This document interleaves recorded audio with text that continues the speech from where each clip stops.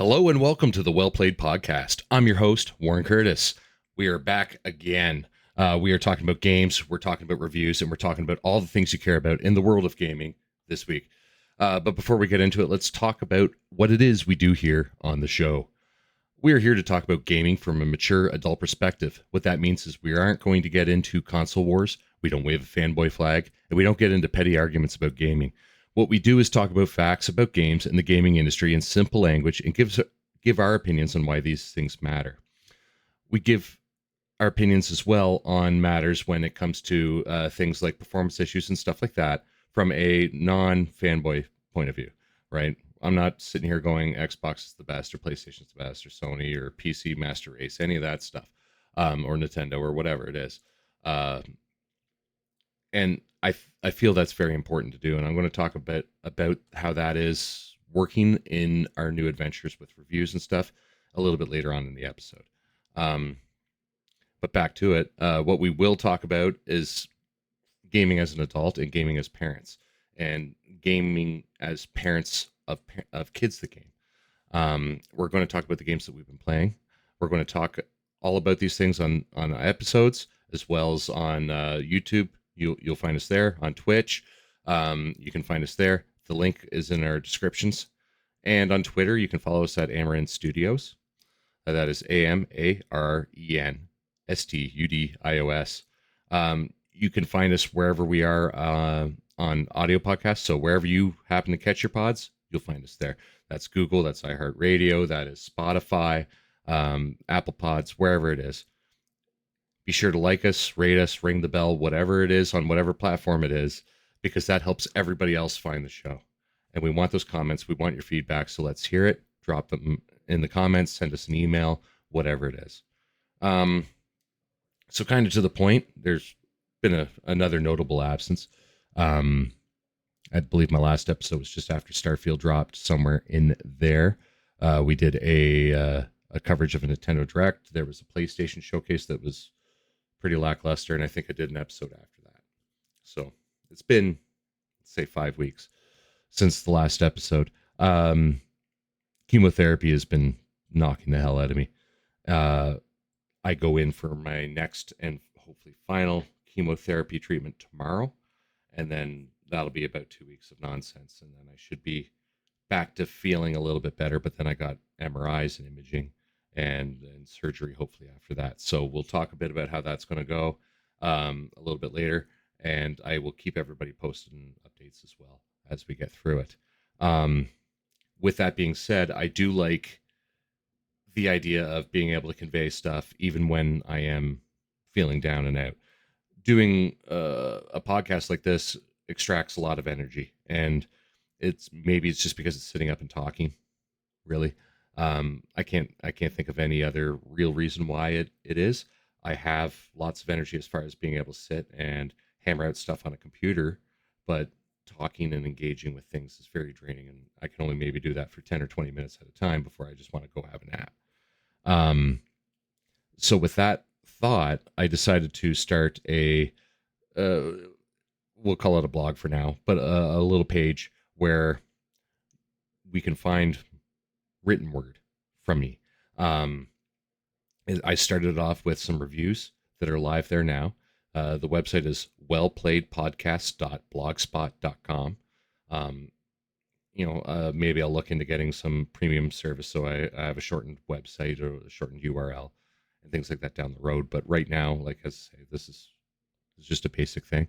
So wellplayedpodcast.blogspot.com, and from there you'll be able to find not only our written stuff and written articles, which I will hopefully be updating on a daily basis because I can just hammer it out from my good old phone, but I'll also be doing reviews, larger scale stuff. You'll also be able to find links to the YouTube of the show right there on the side panel, and it'll be like weird. Be like right there somewhere. We'll have that showing up on the page, as well as you'll be able to see links to the audio versions and the audio feeds there. So it's hopefully going to be a catch-all spot to be able to kind of catch all that stuff and get it back out there. welcome to join us over there and comment and things like that on the articles there. I look forward to it. So, saying all that, let's get to it. News. There's a fair bit of news to cover. I am going to gloss over the bulk of it because most of it is old news, but there is some bigger stuff in here. The biggest of them all, I think, is the acquisition of Activision Blizzard King by Microsoft is finally over. It's been completed. It's been consummated. They have stepped over the threshold and they've made whoopee on the queen size. We can expect Activision Blizzard titles to trickle into Game Pass in 2024. That's from Phil Spencer. He did an interview on the official Xbox podcast where he basically said, look, there hasn't been enough time for us to go in and figure out the back end of all this stuff. So we're not doing a surprise drop as much as he would like to do a surprise drop. So expect it to kind of start feeding in 2024, and then we'll start seeing those titles come out then. He also said that he wants the studios, not just ABK Studios, but other studios, to make the games that they want to make. And with that, like we're thinking through the read between the lines, I guess is probably what I was trying to say there. You've got studios like Toys for Bob that are stuck doing support work for Blizzard and Activision, and they can make amazing games. They've made some really good Crash Bandicoot stuff and things like that. So maybe there's something that they really want to make, and it'd be amazing to see what these guys can come up with. These teams can come up with on their own. He also teased the return of Guitar Hero and Hexen, amongst others. So there's some franchises. There's lots of IP that ABK has in their vaults that hasn't been touched in a long time, and I think it's really worth noting that you can go back and visit all that, and it doesn't necessarily have to be an ABK studio that does that now. So there's a lot of cool stuff there. I think we're going to start seeing the fruitions of this in not in 2024. I think we're going to really start seeing this paying off in 2025 and beyond, as teams can maybe hammer out some of the smaller projects and then start working on something bigger, and they kind of get things laid out, right? It's been a little early for that yet, so we'll see how it goes. The PS5 Slim was announced. It's pretty much exactly the thing that I leaked back in an episode in like early August sometime. So, it's the slim form factor. It's got the new 6 nanometer process for the chips, detachable disk drive. It is pretty much exactly what I said it was going to be. It isn't necessarily slimmer like it is, but not gargantuanly smaller, right? It's we're still looking at the Burj Khalifa on the entertainment unit there, so still a big towering thing. Yeah, it has a little kickstand I thought that was interesting for when you lay it flat. Interesting enough, but yeah, it's been announced. Prices stay the same. Actually, it's kind of been a $50 increase on it in the American market. So they finally got hit with that increase that all the other markets got hit with. So there's that. This is just Sony saving money. That's what it is. And even more than that, it's them making more money. They were making money on the process before on the standard PlayStation console or PlayStation 5 console. And then, now they're making more chips per wafer. They've created some efficiencies there.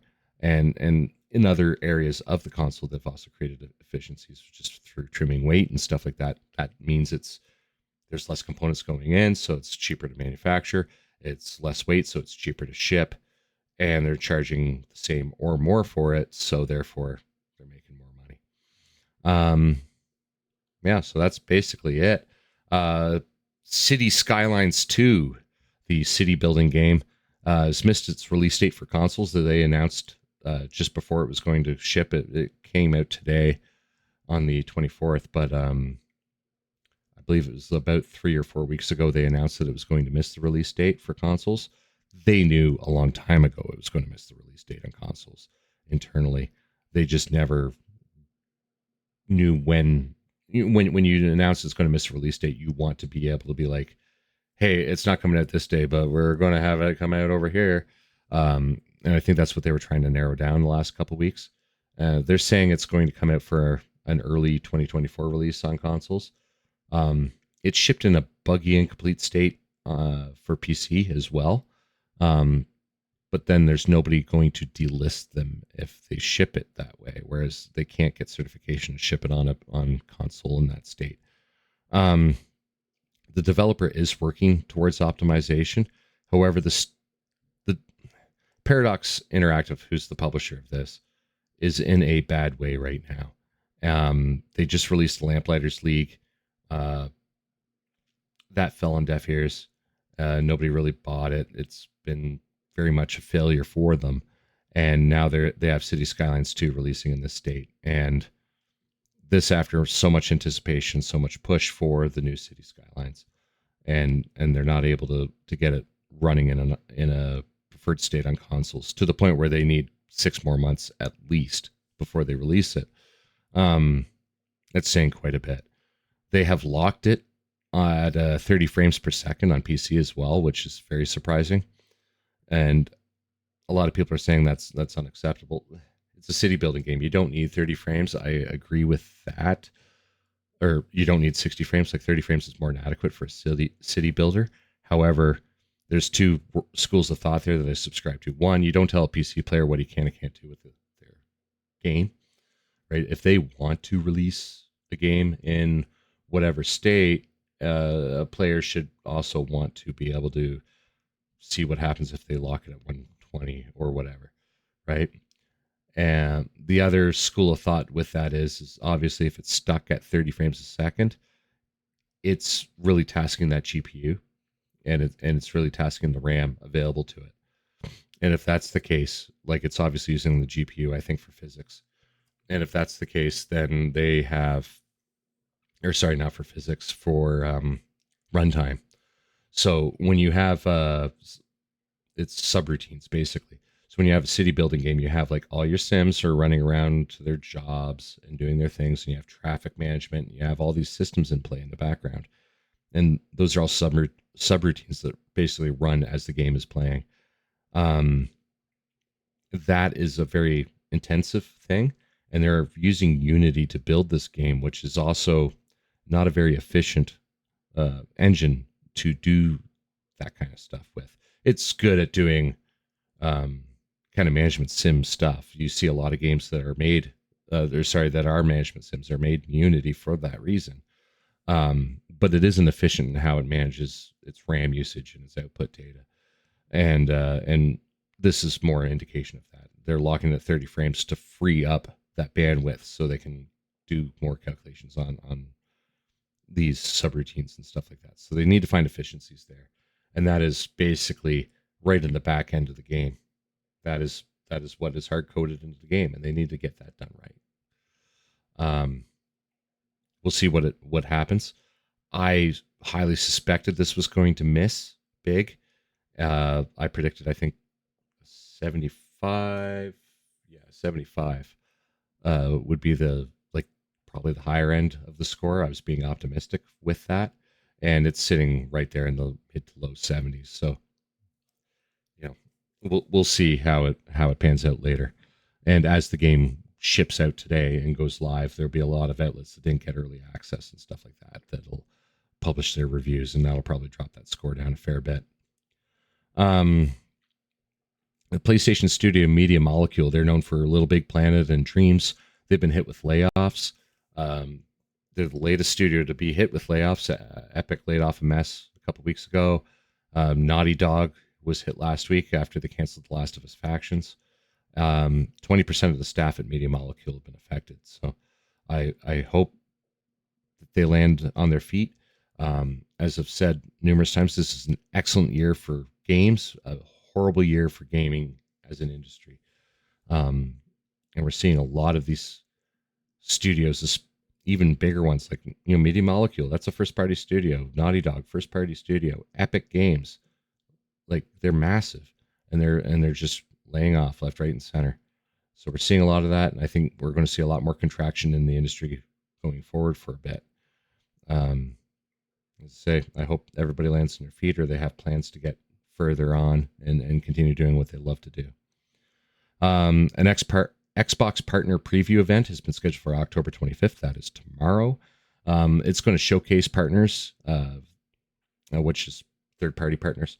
It's going to be showcasing their games. So I'm not quite sure what we can expect out of this, but they're going to be showcasing partner games.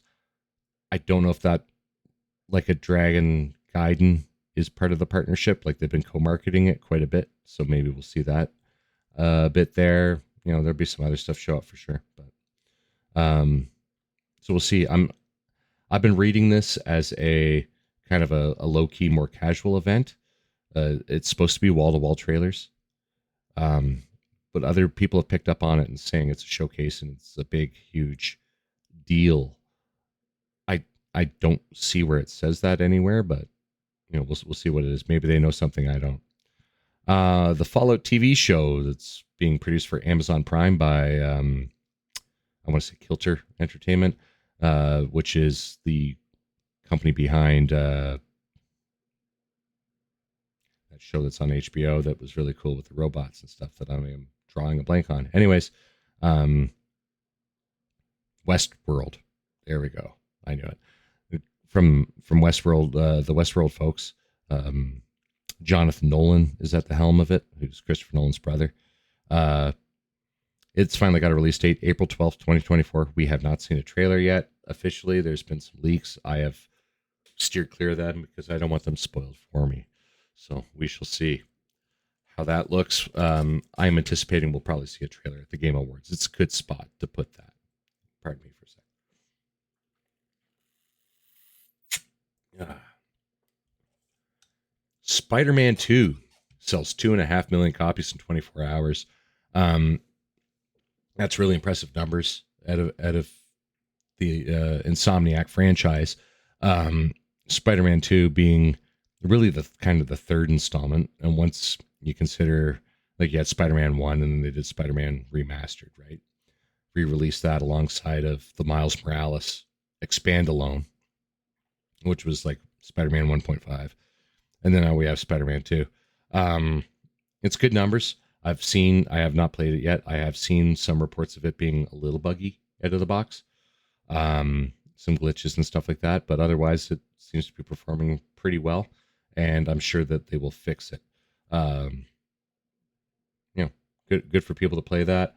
I am going to get to this game eventually. It's just, it's not on my radar right now. I got way too much going on with everything else plus gaming, that it's probably going to be one of those ones I pick up later on in a year's time or so. I have yet to actually complete Miles Morales, so I need to do that first, which is part of the holdback here. And then in news that never ends, the Switch 2 rumors are circulating again. Doug Bowser, the president of Nintendo of America, hinted at rumors of a 2024 release of the Switch 2. And as well, Nintendo has made the Switch announcement trailer from back when they announced the Switch originally. They've made that trailer private on YouTube. What's interesting about that is usually you would do that to avoid confusion in between one thing and another. And Nintendo did that when they announced the Switch Lite, and then they did it again when they announced the Switch OLED. And now I'm assuming they're doing that again in preparation of announcing of another Switch. I'm not quite sure when that's going to happen, when that announcement's going to happen. I think they still have to wait for that the Princess Peach Showtime. Yeah, Princess Peach's Showtime game that comes out in like March. I think they got to wait for it to release before they really hit that window and start announcing that. Anyways, that about does it for news. As always, please remember that nothing is confirmed until it is confirmed, and nothing is launching until it is launched. Dates change, things change, and it all happens for various reasons, whether it's business, whether it's creative, whether it's performance, and all that. In other kind of somewhat exciting news, I have a sponsor, and I'm going to talk about them right now. Sponsor is W Energy. You can see them on my hat here, and you can see them on my drink. Sorry, pull it out here. I am drinking the Dragonade, which is exactly what is pictured here in our lovely blow up. And as a partner of Dubby, I am able to extend to you a code. If you go to dubby.gg, which is the site you can order Dubby energy drinks from, and use the code well played, you will get 10% off all your purchases, your entire order, which is great stuff. This stuff is made in the USA, and it ships out of California. It gets up here, like I'm in outside of Barrie, Ontario, and it gets up here in about 2 weeks. It all kind of depends on custom speed. The first time I ordered through them, it took a little bit longer. Not sure why, but this time it came up relatively quick. And since then, it's also been quick as well. I got the new metal shaker, which is really cool. It comes in a powder. You put it in, shake it up, and Dragonade is like it's a dragon fruit strawberry lemonade flavor. Really good. I also got beach and peach, which is another flavor. Really like this stuff. It is a good energy drink that doesn't give you the jitters, doesn't give you the shakes like your conventional energy drinks do. It doesn't irritate your stomach. It's not carbonated, which I think is a big bonus with it. It drinks kind of like a fruit punch or something like that. It is caffeinated. However, all the I'll be okay. All the caffeine is sourced from coffee, so it is a very mellow caffeine. It's not that high test, high octane junk you see in the canned stuff at the store, and you don't have that aftertaste that you get with some of those ones, which is really good. This is a really nice fruity drink, and as I say, nice steel tumbler. They have new tumblers as well that are plastic, that are American made. They're made in Texas, and those should be shipping out soon. And they have a whole whack of flavors. So I highly recommend it if you are into having a different type of energy drink. This is it. There's excellent value in these cans. These cans, I'm trying to get my finger to line up, but I'm using my wrong hand because everything's mirrored today. These tubs are. I meant to bring it in with me, and you know what? I forgot. These tubs are like that big, okay, and so big round, and they have quite a bit in there. You get a lot of value in there. It is less than $1 a serving when you figure it all out, which is very good. So highly recommend. Use the code well played to get 10% off. And again, that is dubby.gg is the website you want to go to. Anyways, off to the races again. Thank you for Dubby for your support in this program. We are back at it, and we are talking about reviews. Gaming reviews are a thing that a lot of sites use to attract attention. Kind of a look here, be part of the controversy or be part of the discourse around a topic. We are seeing that a lot more recently. Excuse me.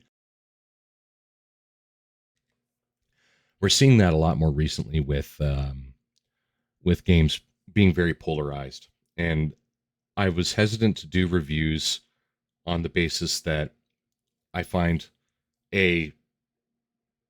talking about a game that is subjective, right? You're talking, it's subjective art, right? My opinion on what it means to me is a lot different than what your opinion of it could be. If you imagine yourself at a museum, let's say we're in Paris and we're looking at Starry Night, one of the most famous pictures in history, or the Mona Lisa, what that means to you could mean something completely different to me. What feelings and emotions it evokes in one person is completely different than what it evokes in another person. The same is said for music, right? If especially when you have things as subjective as taste in music, some people will dismiss a type of music just based off of what type it is, whether it's rap or heavy metal or R&B or whatever. They'll dismiss it wholesale just out of the gate on that premise. And even if they don't do that, then there's people that songs mean different things to different people. Those lyrics mean differently. The music evokes a different feeling to different people. And TV shows and movies are very much the same thing. Video games are no different, right? It is subjective art. And I find scoring subjective art pretty weird, because how can I assign a score and what that means to me? That score only means that to me. it doesn't mean that to somebody else, because somebody else might arrive at that conclusion for another reason. And that is if we are all being honest about how we subject ourselves to that art and how what we feel about it. There's an entire, let's put on the tinfoil hats here for a minute, but there are very good business cases for why you would want to review a game a certain way. Um, if you're a media outlet, you might want to subject a good review so you can get advanced copies for content for your website for down the road for other games out of that same publisher or developer.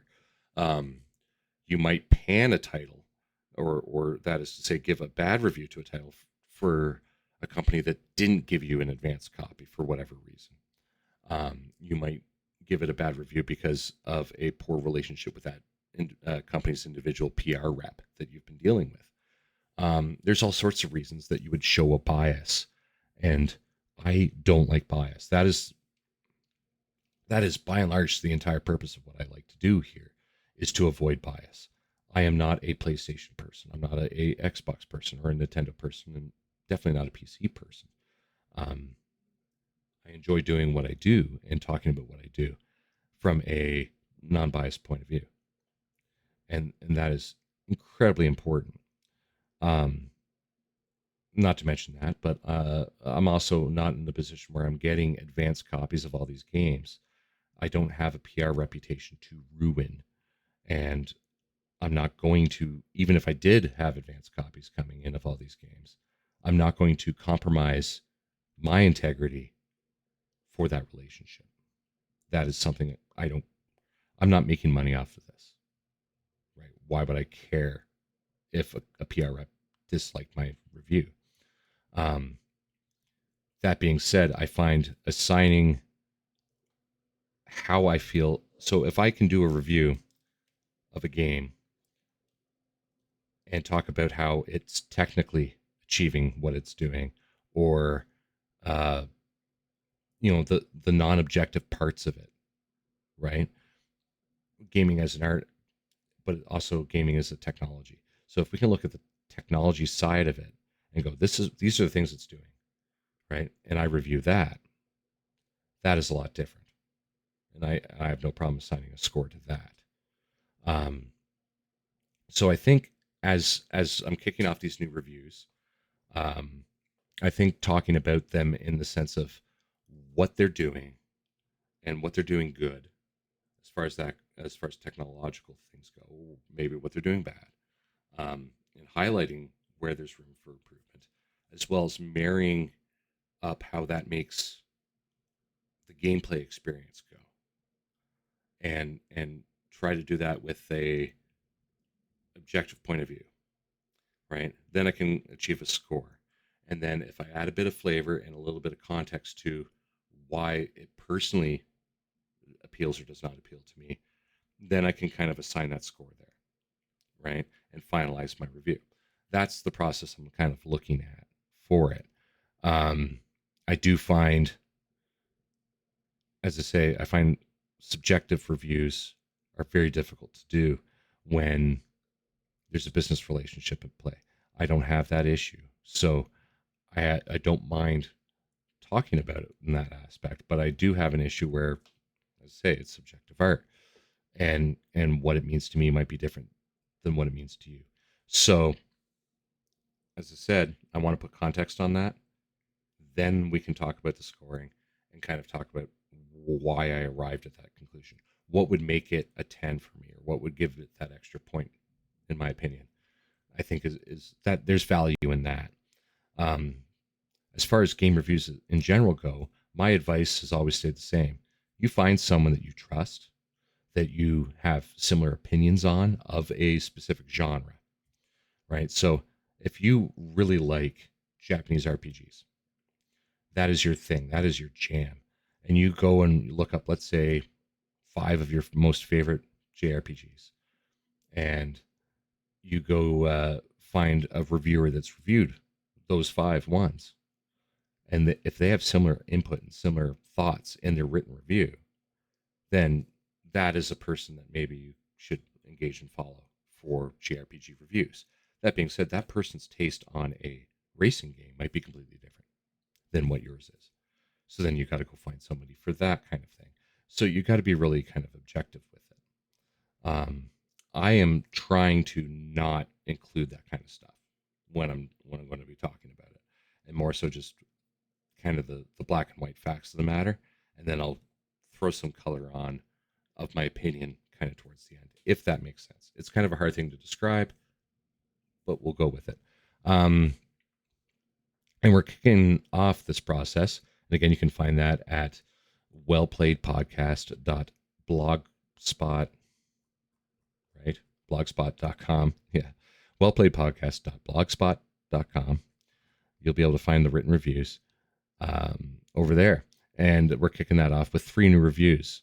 We're talking Super Mario Wonder, Detective Pikachu Returns, and Starfield are the 3 reviews that we're doing. I will do a bit of a recap of those reviews right now. And we're going to kick off with Super Mario Wonder. Yeah, might as well just kind of kick it off at the beginning, eh? It's probably a worthwhile adventure. All right. Mario, Luigi, and friends return to 2D platformer glory in this wonderful release. The game features typical Mario power-ups from the familiar Super Mushroom and the Fire Flower to power-ups that allow Mario and friends to become an elephant, have a drill ability, and even blow bubbles. In addition to the traditional power-ups, players can also collect badges in the game that modify their character's abilities from gliding, using the cap, to jumping higher and more. However, these modifications must be selected prior to entering the level and stay with the player during the entirety of the level. The layout of the game is familiar to those that have played other 2D Mario games, especially New Super Mario Bros. Taking place in the Flower Kingdom, a close neighbor to the Mushroom Kingdom, players have to navigate several unique areas featuring unique biomes to collect Wonder Seeds in each level. These Wonder Seeds unlock passages forward in the area and allow the player to ultimately challenge the area's castle dungeon, which upon successful completion will grant the player a royal seed that is utilized to remove one of Bowser's defenses, which eventually allows the player to challenge Bowser in the final castle. Some levels within the areas are challenge levels for speedruns and jumping rhythm, or to earn more badges. Others are quick mini games that allow a fun break in between the main levels. It performs well even on the Switch's aging hardware. Nintendo's incompetence in the online gaming space, however, does hinder it quite a bit, resulting in a significant amount of potential that has been left on the table. Additionally, each Switch account only gets a single save file in the game, which seems a little off in this day and age. Full of secrets, fun characters, top quality level design, and an amazing interactive music system, the game is one of the best 2D platformers in recent memory, and personally, my favorite one since Super Mario World landed on the Super Nintendo Entertainment System back in 1991. I've put down pros for this game are a fun 2D platformer, great music, and fun challenging levels, and cons being poor online functionality and an archaic save file system. And I scored that game 9 out of 10. So kind of dissecting what I went there, I reviewed a little bit about how the game processes and what the players expected to do in the game. And then I discussed about how it performs, which it performs very well. Especially on the Switches, like we're talking, 8-year-old cell phone technology, even older than that, really. It performs really well on that, and I think it's very impressive that they were able to do all that. Well, it's equally impressive in the other way, that they had a system in place before for multiplayer in their games that works, and they just decided to say the hell with that and go and do the complete opposite. Like it's frustrating as a fan to have this level of stupidity when it comes to online gaming. Might not be stupidity, might be ignorance, might just, I don't know. Maybe there's much more limitations. Maybe they need to upgrade to a 486 for a server. I don't know. But whatever it is, they need to figure it out, and they need to do that so when the Switch 2 or the Switch successor launches, we're not running into this issue. That is, I think, a huge important factor that they got to consider. And then that archaic save file system, like it's weird. Like most games, especially Nintendo games, you have a few slots, right? You have an A, B, or C slot or whatever it is, and for each player, and you can play through. You can have one that you're doing to completion. You can have one that you muck around in or whatever it is. And in this one, you only get the one. A little weird. Now, if you have multiple users on your Switch, there's the other way around that. But again, then you run into licensing and issues or permissions rather when you have multiple users that make it more complicated. So it's still very weird in my opinion. Um, as I said, it's probably my most favorite Mario game or 2D Mario game since Super Mario World on the Super Nintendo. That's saying quite a bit. I love 2D Mario games. Super Mario World, I think, was kind of the platinum level. Like that is as good as it's gotten for quite some time. And I think this is touching that greatness. I don't think it's there, but it's touching that greatness. A little interesting tidbit I ran into this week. Back in 1985, 38 years ago, um, when Nintendo released the original Super Mario Brothers, the one that we all played that came packed with Duck Hunt, um, 5 people made that game. Right? That's not surprising. It is what it is. Out of those 5 people, 4 of them worked on Super Mario Brothers Wonder. And that shows you the pedigree that you're dealing with here. You're dealing with people that know Mario games inside and out. They've been doing it for 38 years.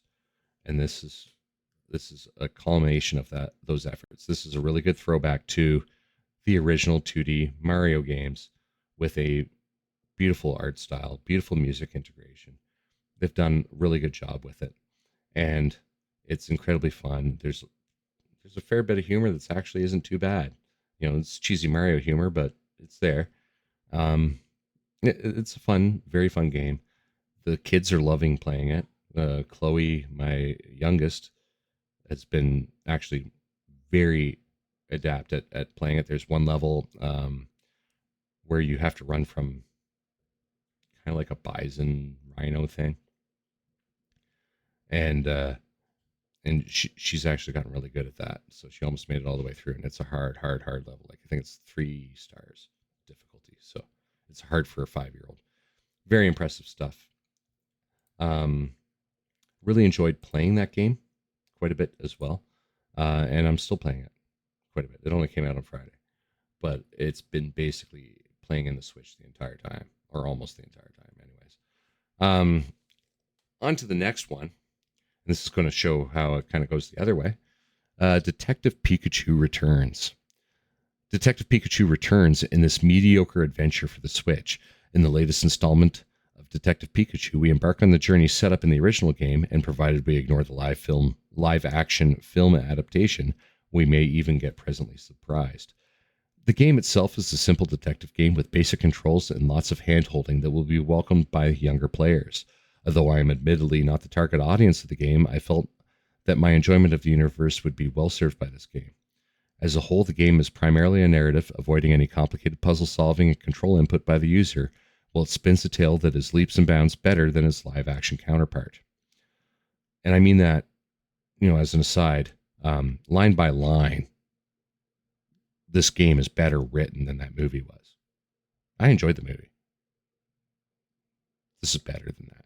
So far, anyways. I haven't quite finished it, but you can kind of see where it's going.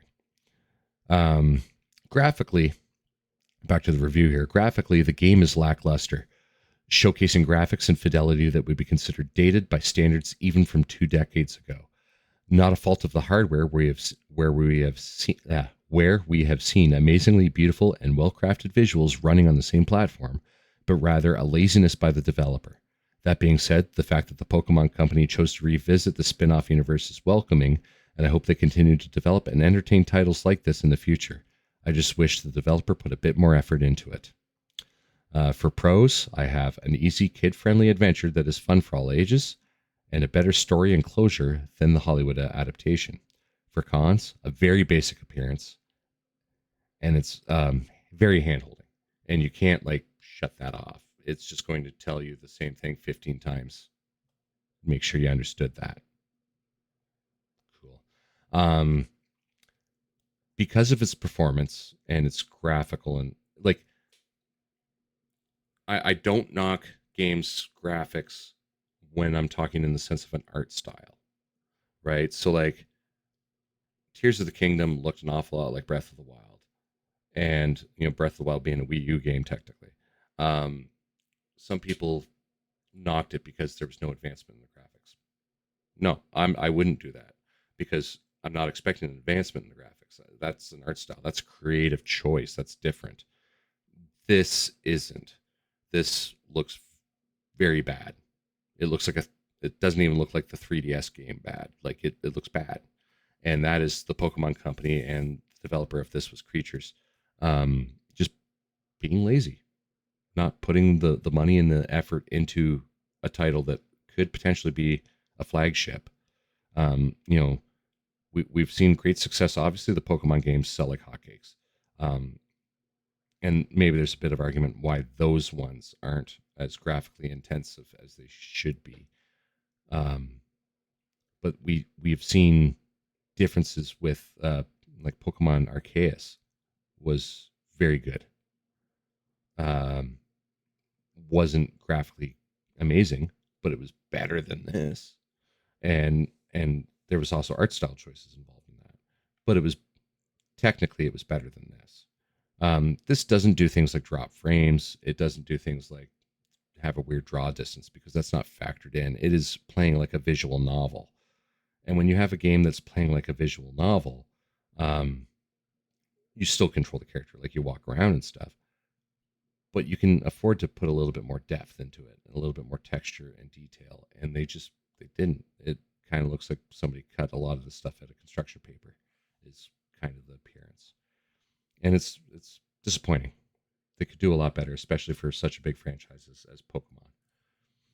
And for that, I give the game a 6 out of 10. Uh, yeah, it could be a lot better. And it's disappointing. And as to say, I don't knock creative choices when it comes to graphical, because again, that's a preference thing. But when we're talking about things like there's just no detail, you could have detail. Other Pokemon games have detail, so it's not a creative choice in that aspect. What are we missing here?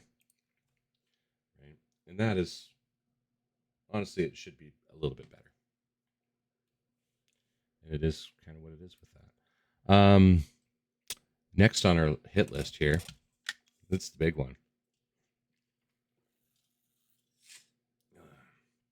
It's the big one. It's Starfield. Into the Starfield we go.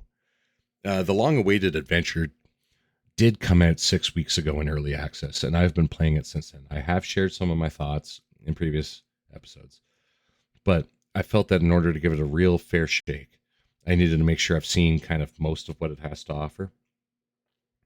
And I also felt that like I needed to play through as kind of different people and in different styles to make sure that I wasn't missing something crucial, like some sort of game breaking experience that you have if you do, this kind of main playthrough, even though it's not my style playthrough, right? So I tried to look at it from an objective point of view in that way. After approximately 300 hours, I think I have enough confidence in my opinions about it that I can attempt to do a review. It is far too vast in order to do like a completionist review or my thoughts on the whole meaning of the game review. In addition to that, this game, I'm just going to come out and say it. This game is going to be a very controversial ending for pretty much anybody that plays it. You're going to have polarized takes on it. This is coming from the studio that made a game where you had to choose to sacrifice yourself to save the wasteland or not. It made you choosing between your own son and slavery and things like that, indentured servitude. It made you choose. They've made you choose all sorts of things. They made you. Do you side with the racists? Do you side with the freedom fighters in the Civil War of Tamriel or of Skyrim? there's all sorts of different themes and methodologies with it and things like that. And trying to they've blown that kind of thought process out of the water because we're talking about existential questions, right? That they're bringing up and meanings of life and things like that. And and there's some depth to it. So I am not going to talk about what all that means to me and what my thoughts are on those things because again, those are subjective, but also that is massive spoilers. I just don't want to. I'm not going down that path, right? Those that maybe we can do a spoiler cast down the road, right? But I think maybe talking spoilers closer to the release of Shattered Space, the DLC, might make more sense because I think that DLC is actually going to put a lot of these choices into context, right? Anyways, into the review. You play as a character who has been mining resources on planets and moons across the galaxy. In typical Bethesda fashion, your backstory, your name, your identity are all up to you, and the writers don't dictate any of that for the player. There are traits you can select during character creation that do give you somewhat of a background, but otherwise it is all your choice as the player to fill in the blanks however you may desire. The other characters call you Dusty, a nickname provided to you due to the dusty nature of your business. As most Bethesda titles do, you embark on a tutorial section of the game that fills in the basic controls and gameplay loops you will be required to utilize during your adventure, which culminates in the usual scenario of a situation that you are best suited to deal with, and that is where the true game begins. So, as an aside here, we all played Fallout 3. Let's pretend we all played Fallout 3. You wake up, you're in a vault, you go through your kind of your character orientation of who you are and what's going on, and you have the birthday party and Butch steals your sweet roll and blah, blah, blah, blah, blah. You wake up in the vault and your dad has escaped the vault. And it's up to you to chase after him and figure out what the heck's going on. And you get out there and, the light, and you get out of the vault and you're given a wasteland to explore. And it's basically like, all right, bud, you've shot your guns. You figured out how to sneak. You figured out how to pick locks and hack a computer. See ya. Go have fun. And you do a mission. You follow in his footsteps. I believe is the mission. What it's called, following in his footsteps. And you track your dad to Megaton, and you go to Moriarty's bar, and blah blah blah blah blah. Right. But that's when it starts to expand on you, and you can go, okay, you can go to Rivet City, or you can go here to do this quest, or you can go over here to do that quest, or you can just poke around and find things out. And that is how the game is kind of introduced to you. But then when you do finally catch up to your dad, whether you go right away or not, doesn't really matter. But when you do find out what you're doing, and you go through all the process of finding him in the Tranquility Vault and blah blah blah blah blah, you are faced with this thing that only you can solve. You have the experience to solve this, right? And that is a Bethesda trait. They put that in every game, right? In Skyrim, you're faced with this situation of you're running to Whiterun to warn them, or to Winterhold. Sorry, Rainbow, if I messed that up. Winter. It's been too long since I've actually played Skyrim, like doing the missions. But you go to the Stormcloak, or you go to the Imperial thing, and you're tasked with what you can and can't do, basically, from there, right? And you're the only one that can solve this. You're the ambassador of this program, and it's up to you to do. Bethesda does that really well, and in this case, it is exponentially true that you are the only person that can solve the problem that is faced in Starfield. Or not really a problem per se, but it's a task that only you can do. The game features storylines of piracy, fascism, liberation, love, exploration, and clandestine operations. You can be a pirate, a soldier, a lawman, a cyber runner, you name it, and it still lets you achieve whichever ending you so desire. Um, it's beautifully crafted in that sense that your choices matter, but at the end of the day, what you're doing is a different kind of thing, right?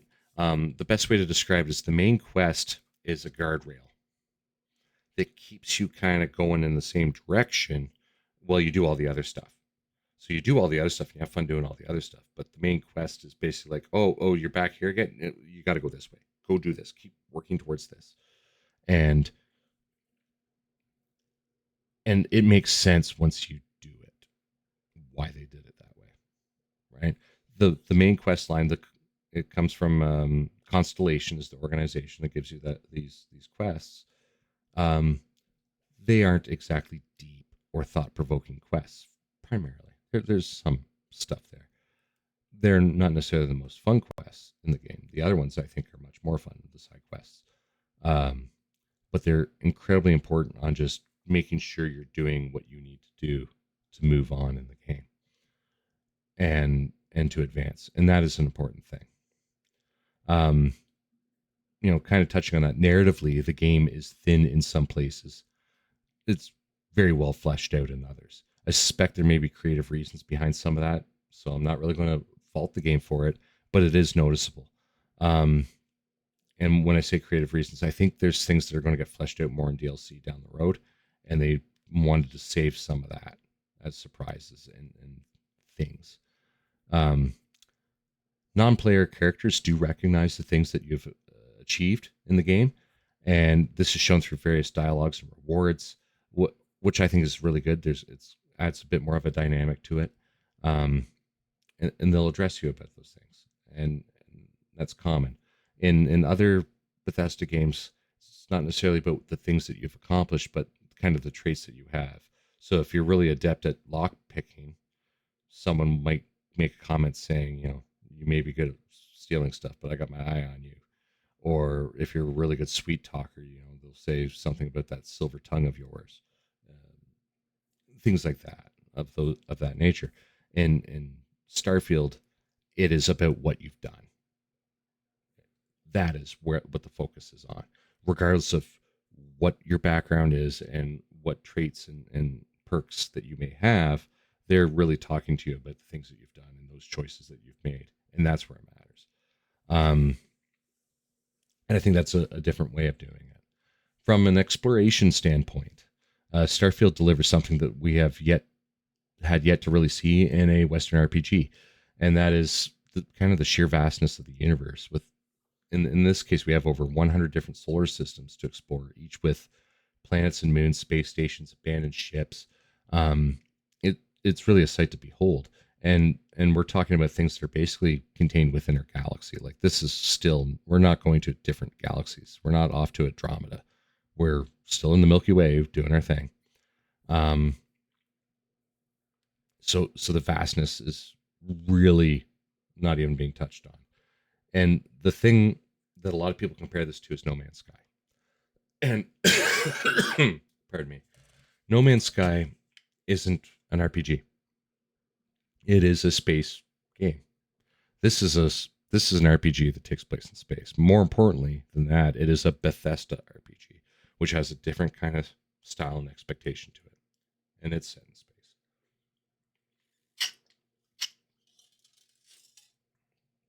I truly think that no other studio could pull something like this off in this way. As I say, we've seen other space games. There are plenty of space games out there. This is not a space game. This is a game that just consequentially it happens to take place in space, but the rest of it doesn't really matter to that. Um, Touching down on any of these planets or moons uh, yields interesting results. Um, each planet or moon has its own features, from whether it's gravity strength or oxygen levels or different biological systems.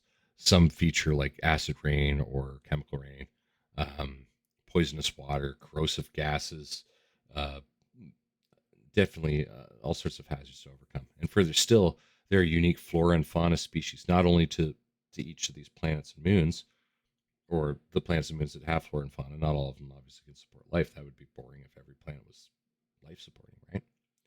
Um, Not all of them can do that. But anyways, these unique flora and fauna are also captured within unique biomes on these planets and moons, which is really cool. Um, you can have like frozen tundra or sweltering rainforest or deserts, arid deserts, and marshy swamps, kind of anything in between, mountains, plains, plateaus, all the different kind of biomes, and those can all exist on one planet, just like we have them all here on Earth. um, Scattered across these spaces are also minerals and resources, from common things like water and iron to lesser found resources like xenon and uranium. You can mine these resources for crafting things like weapons and suit modifications, as well as to build outposts and equipment, and also for selling to make money. And there's even quests where you have to go get these things, or so much of these things, or deliver so much of these things. Peppering the landscape still are a myriad of procedurally generated structures, some of which may be a proverbial or maybe even a literal gold mine for those hunting loot. You'll have various different types of these structures, and by procedural, the building itself has been handcrafted, but procedurally they place it kind of wherever. And there's obviously things that are dictating where they're being procedurally dropped. Um, so there's certain rules about that for the game. Um, and then within it, basically the layouts of these places are relatively the same. Bear in mind, if you think how space uh, domination would occur, and by that I mean like we are going to go civilize space, much like how Europe's came and decided to colonize America and North America. Um, we're going to go colonize space. What would that look like? Well, in that day and age, we would be right now we're capable of modular building, right? So we can build modules of things, ship them to somewhere, and click them together like Lego, and build a facility. That is what these are. They're modular buildings, right? And that is why they all have a similar feeling to them, because of course they would be modular, right? We need, this type of facility. We're going to order 10 of them, and we get them, and we send one to this planet and one to that planet, and we put them together, and blah blah blah blah. Makes sense. That's how it would work. Inside though, things change, right? Loot is in different spots, or the type of loot. Sorry, loot is never in a different spot. The type of loot in that spot changes, right? So in a spot where what you'll find is, to a degree, right? Some spots are always the same, but let's say an apple is in that spot. Well, in the next time you're in a facility like this one, it could be a pear or a plum or celery. All they've dictated is it's a fresh food, and the game just populates it. Right? Things like contraband and stuff like that all show up in the same spots. But loot is all randomly generated. So when you open up a safe and there is a helmet or a piece of armor or a weapon in there, that is randomly generated, and those are randomly generated in the similar system to how Borderlands does it, where they have these are all the different combinations, and just here's a random number. That means you get this scope with this gun and with this mod, and away you go. So all that is kind of randomized. It creates a different aspect of it, and when you're trying to find a good weapon versus a poor weapon, when you have a weapon crafting system, it is less important for that, but you need to make sure your base weapon is good, and that's where you get into like you can have calibrated weapons or advanced weapons or basic weapons, or basically, and advanced is kind of as high as you go with that. So you don't necessarily look at the rarity of the item, but more so as to what level it is, and that tells you what caliber it could be down the road. You can do better mods to those and make a better weapon. So it is interesting to see how they've tied all that together, and it's very impressive, really. There's some fine tuning that needs to happen. I've had a couple instances where I've had the exact same type of facility side by side, kind of weird. But like why would we have two automated robot factories beside each other like that with the exact same layout and the exact same things and the exact same notes from the same dead people? Kind of weird. So they do need to maybe fix a little bit of that, but That's all stuff they can slam through in updates really quickly as they go on. Right now, let's work on optimization, right? And then as they go down, they'll add the features and stuff down the road. This is a game I see having a 2.0 release, to be honest. I see them working through and going, okay, you know what? This thing's got enough new features in it. We can call it 2.0. So we'll see about that. Aside from the procedurally generated stuff, there's a huge selection, really, of handcrafted locales to visit. There's cities and colonies, space stations and starships and all sorts of stuff to visit that are kind of handcrafted and curated for you. Again, I don't want to make any spoilers there, but there's plenty of things that are handcrafted and have that unique Bethesda feel to them. And there's also historically important sites, which I think is really cool. You can go visit the Apollo landing site on the moon. You can find the final resting place of the Mars rover Opportunity. And you can even visit places like Cape Canaveral and the St. Louis Arch and stuff like that. So there's unique things there. And collectibles and stuff associated with a lot of that stuff too. So keep an eye out as you're playing. Combat has vastly improved over previous Bethesda titles, and I'm looking at Fallout 76 here dramatically. Weapons have a better feeling in general. They feel more real, more gameplay real anyways.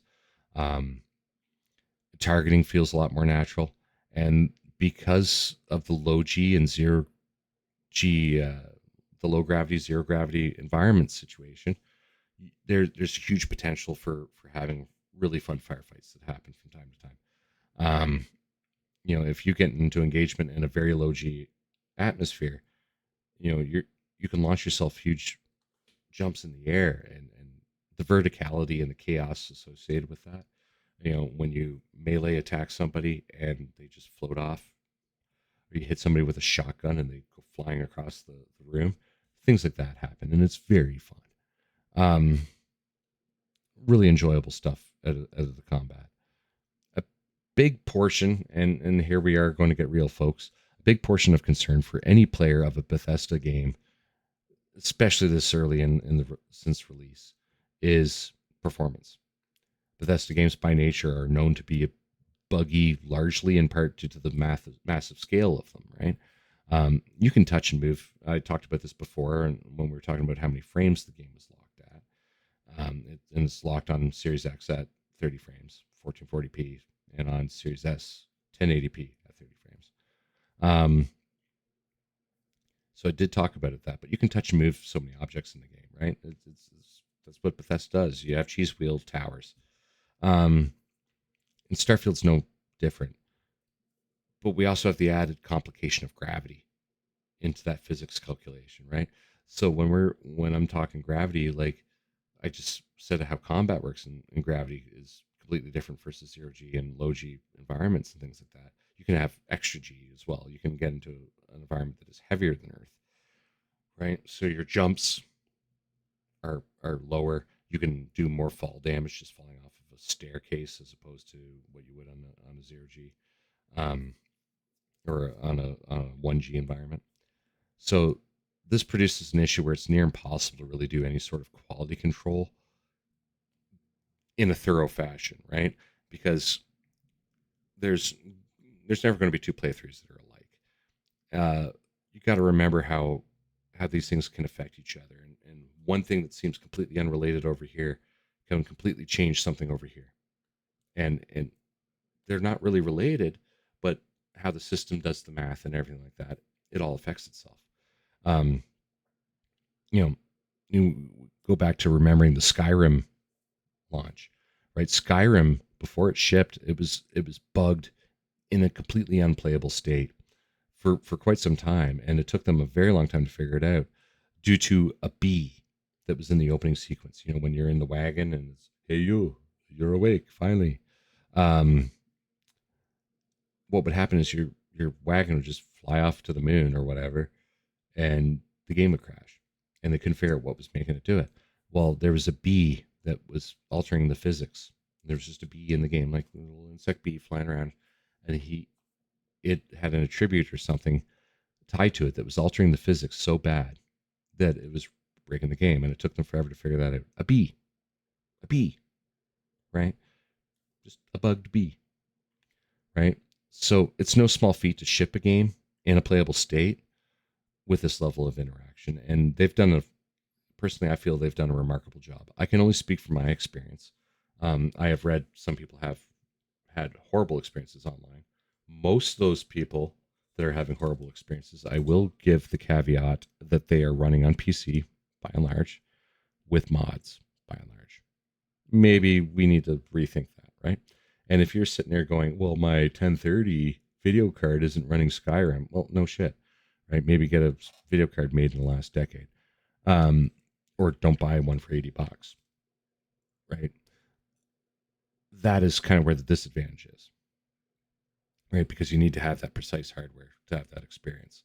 But as I can say, only from my personal experience here, with my time in the game, 300 hours ish, as of this article being written, it's going to go up very, very high. I've experienced the following bugs. I had a hard crash of the game after trying to travel the New Atlantis transit system, which is like the monorail, well over encumbered by 1,400 kilograms. It just hard crashed. It went, nope, don't get in that train. Game over. I've had 2 other hard crashes during kind of basic space travel while I was grav jumping to other systems. It just went and died. I shut off autosave on travel. I haven't had that crash since.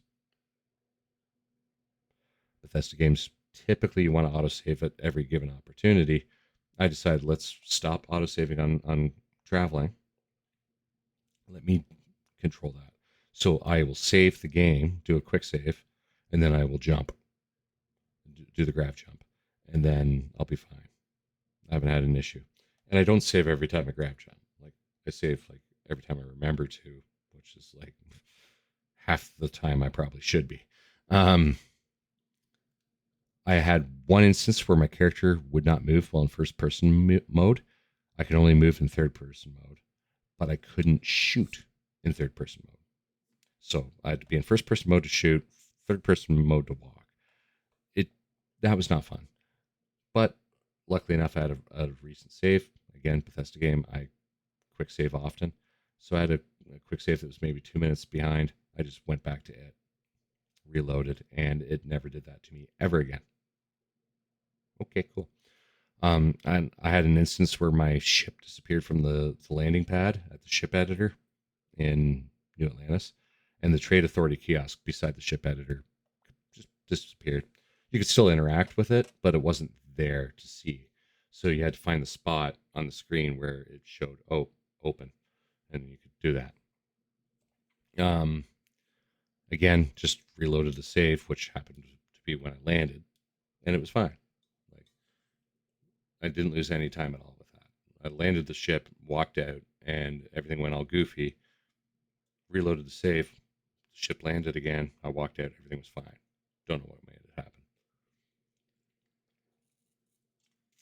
And then the most interesting one of them all is during a certain quest that I am not going to talk about because I think it's one of the best quests in the game. So I'm not going to give any details, but it takes place at a place called the Crucible. So there's the only hint towards its purpose or mission that I will give. I had an instance where all the NPCs of a certain faction were hostile towards me for no reason. I didn't kill any of them intentionally or unintentionally. I didn't pick any pockets. I didn't do anything. They were just shooting at me mad. This happened after I exited the dialogue screen. So I talked with a character, and then all of a sudden they, like, not even really instantly, but like I walked away from the character and started walking towards my objective, which is like, say, 500 meters away in the game. And I got maybe 30 meters, and all of a sudden these NPCs of just one faction were hostile towards me. There's 3 factions in this spot. Only one faction was hostile towards me. I reloaded, redid the dialogue sequence rather, and continued on. And then it was one of the other factions that was hostile. Interesting. Then I had another one where it was hostile. Interesting. Then another one where one of them was hostile again. So now I've had all of them and then one of them again. Interesting. So I tried it a little differently. There's some things you can do before this dialogue that may dictate how that works. And then I had them all hostile towards me. And I was like, that was the wrong choice. So I reloaded again. This time I didn't. I holstered my weapon and didn't touch anything through the entire dialogue sequence. It worked fine. Cool. On to the next. So if you are at that stage in the game and you know what I'm talking about with the hostile factions, send me a message. I will tell you exactly what I did to get through it. I don't want to spoil it on the podcast, but send me a message, shoot me a text or an email on whatever, and I will tell you exactly how I got through it. Okay. So aside from those larger bugs, I really haven't had a whole lot. Like I've had, the typical misplaced quest markers and stuff that Bethesda has. Um, there's typos in dialogue. Okay. And I've seen frames drop, especially when you're carrying 1,400 kilograms worth of material over encumbered through town. It might bog down a little bit. It bogs down when you decide to throw a bunch of shit on the floor. It's the way it is. But then it comes back, right? Overall, the playability's really been completely fine. Like I've had those glitches. None of those were game breaking glitches. I was able to successfully navigate around them. Shouldn't have to. I agree. This should be a playable state, but it didn't really affect my experience whatsoever with it. And I also got to consider that all of them, but the NPC being hostile one, happened before the second patch, the most recent patch was released. That other one happened after, and I'm about to do it again in New Game Plus, or I'm pretty close to doing it again in New Game Plus. So if it happens again, it's definitely really bugged. I've seen a lot of people complain about that one as well. So there's that. So got to consider that. I've played it both on the Series S and the Series X. There is no difference in experience that you can blame on the Series S. There isn't. It doesn't look near as good, but that's almost even hard to pick out. Like we're talking 1080p at 30 frames versus 1440p at 30 frames. It's almost negligible, really. A little bit. Like, yeah, I noticed things like maybe the load times are a little less, but it's not really a noticeable shortcoming. It's not something that's really going to be a huge hindrance on the Series S versus the X, which I think is remarkable, really, considering what this game is asking. All in all, Starfield delivers a new, exciting universe to experience with tons of lore and what many consider to be Todd Howard's magnum opus. Although there are some gripes, I feel confident that Bethesda will continue to optimize the game and add to the experience through expansions and additional content down the road. Pros: large scale Bethesda RPG, endless possibilities through New Game Plus. Cons: some players experience game breaking bugs, forcing a restart. I got to acknowledge that. I didn't experience that, but I've been seeing that. There's button mapping's a little clumsy. There's a sequence that I don't really enjoy doing. I don't want to talk about what that sequence is, but it's a sequence that happens after you find an anomaly. And I'm not a big fan of that sequence. It takes too long. It is what it is. But yeah, clumsy button mapping. You can fix that. Like you can map whatever button you want in the game, but it's just kind of clumsy. It wasn't well thought out for some stuff, right? Like you can easily make a mistake in some situations with it. And I think it needs more accessibility options. Like it's 2023. Let's get on it with more accessibility options. All in all, I give this an 8 out of 10. And I'm basing that off of my performance experience of the game. Again, there's a lot of stuff about Bethesda, especially with a Bethesda game, that is subjective.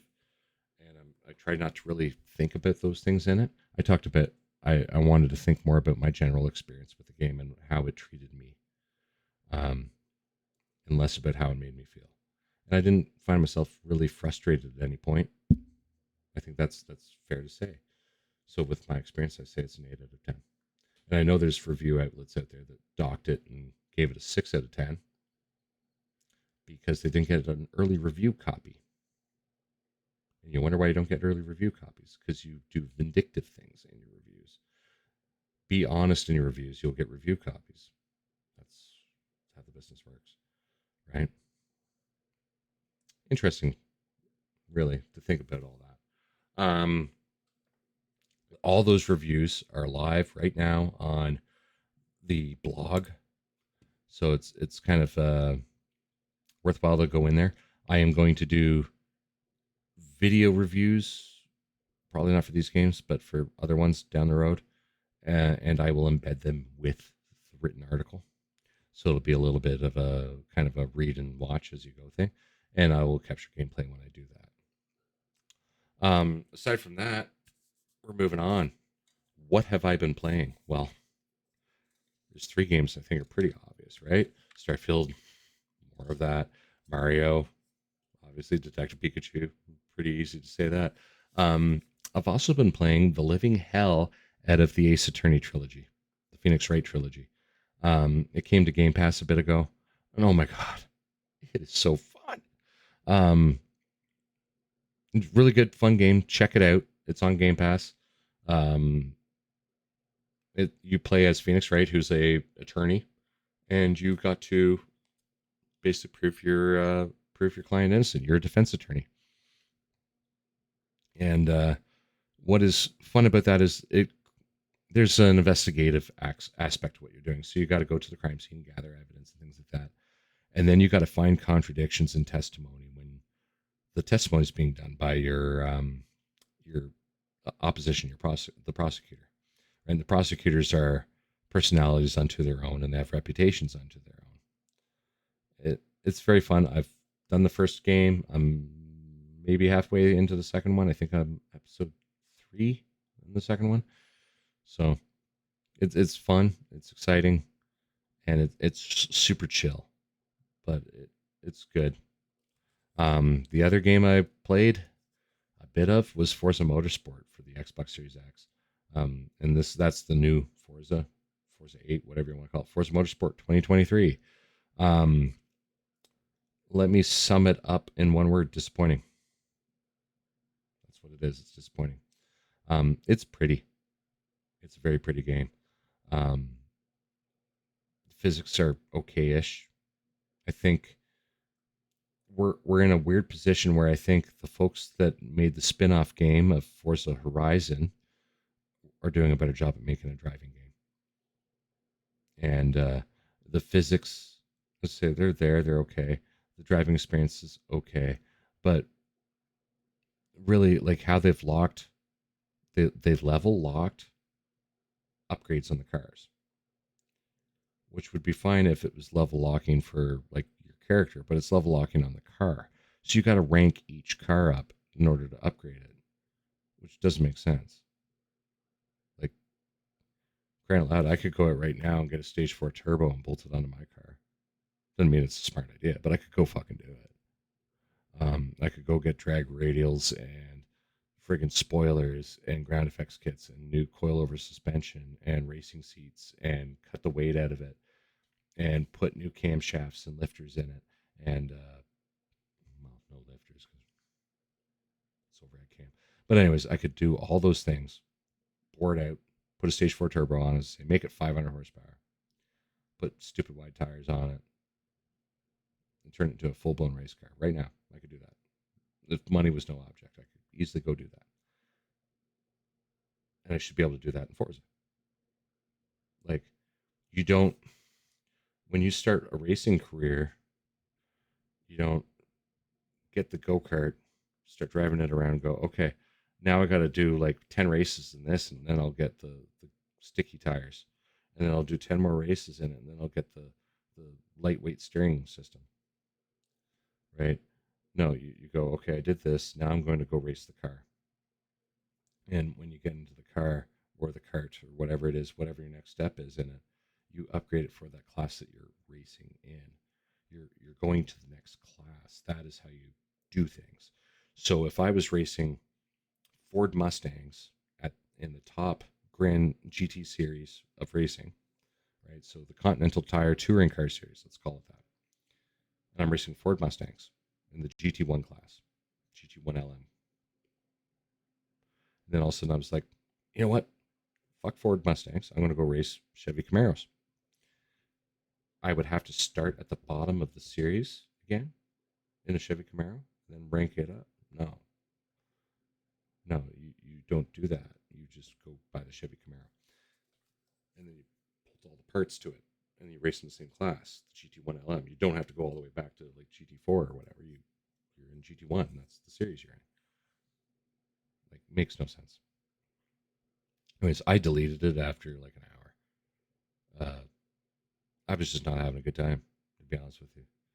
I found that with the drive assist on, it was, and like, I mean, not on heavily, like on whatever the standard setting is, it was just doing all the work for me. And then when I took it down the next notch, right, so not even all the way off, but took it down the next notch, it all of a sudden the car was just locking up and spinning out of control. And it's like, that there's a world where there's something in between those two things, right? Like the system's still on, it shouldn't be as effective or whatever, but it's still on, it shouldn't be flying out of control. And I just found it really weird. And the AI is a little aggressive and buggy and things like that. And I was just like, you know what? Like, I don't really want to grind at a racing game forever and ever and ever to race up individual cars. I just don't really care for that, so I'm not going to. So I deleted it, and away I go. Thank God it was on Game Pass, and I didn't pay for it, right? It's a shame. I was really looking forward to that game. It is a shame. So my review of that one would be really complicated because it's a technical marvel, that game. It is. But it just wasn't fun to play to me. It did not do a thing for me, right? Anyways, that's basically all I've been playing. I've touched and gone on a few different other games a little bit, but nothing really in depth enough that I can really give an opinion on at this point. So on to the next segment, I guess. Yeah. Questions. I got a question this week from Lone Wolf. I had a few questions, but some of them answered themselves with news. So here we are. That's what happens when I took too much of a break. But question from Lone Wolf here is, what is my most anticipated game of 2024? That is complicated. And it's complicated for a lot of reasons. There's not a lot of confirmed releases at this point. And so for me to say a game that is confirmed to come out in 2024 would be a different answer than games that I believe are coming out in 2024. Right now, I would say Like a Dragon Infinite Wealth is right up there. It's a confirmed release. And I think it's probably my most anticipated release out of the ones that are confirmed. I'd have to look at at the gaming calendar again to make sure, but I think that's right. Yeah. Out of the ones that are maybe coming or should be coming, ones that I believe are coming, Fable and Avowed are in there. And I really want to see what Fable looks like. And Avowed looks exactly like my cup of tea. So we'll see what the future holds. Let's see how more of those release dates get panned out. I think we're going to see a lot of that get firmed up maybe tomorrow with this Xbox thing. There might be some, but Game Awards will probably be a good target to see some of those early half of 2024 release dates. So we'll see what happens there. Anyways, that's a good question. If you have any questions you'd like to ask us, send it over to us on Twitter, email, or Facebook, whatever way you want. All right. Anyways, that just about does it for this week. You can find more from us on Twitter by following at Amarren Studios. That is AMARREN STUDIOS. Or on YouTube. Our link is in the audio description of the show. If you watch us on YouTube and want to bring us with you wherever you go, you can find us on Spotify, Apple, Google, wherever you want to find your pods. And again, you can find us at wellplayedpodcast.blogspot.com. I have been Warren. You've been the best audience I could ever ask for. Thank you for joining us, and see you next time. And don't forget, w.gg and use code WELLPLAYED to get 10% off. Thanks, and have a good night. Goodbye.